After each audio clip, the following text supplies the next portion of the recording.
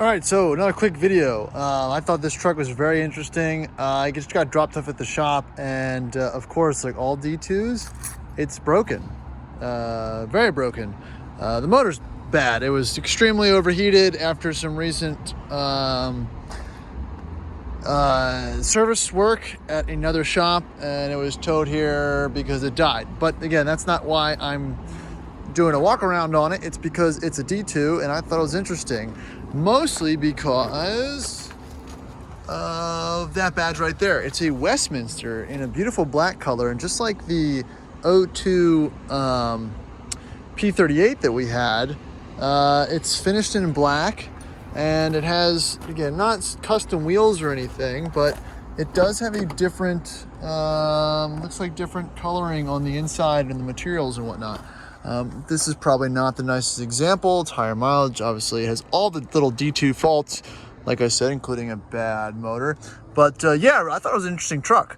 You've got kind of gray inlaid, plastic on the dash. You've got the fake wood.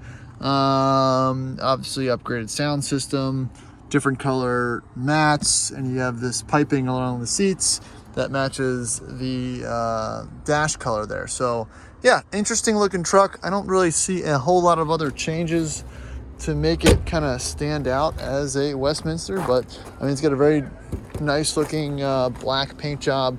Who knows if it's original, but it seems to be decent for a Rover. Looking under there, it doesn't look terrible in the front, but you can probably smell the coolant.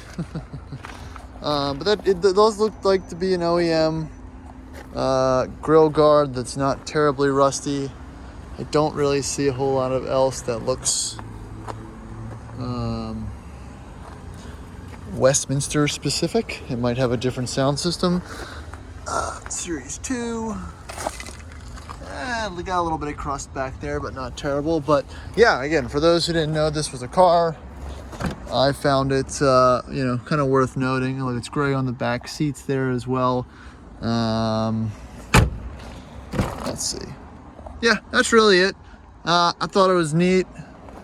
We might buy it if the customer obviously is probably not going to slap a new motor into it, but it's probably be a neat parts truck or whatnot. Again, it's not going to hurt anything from having it.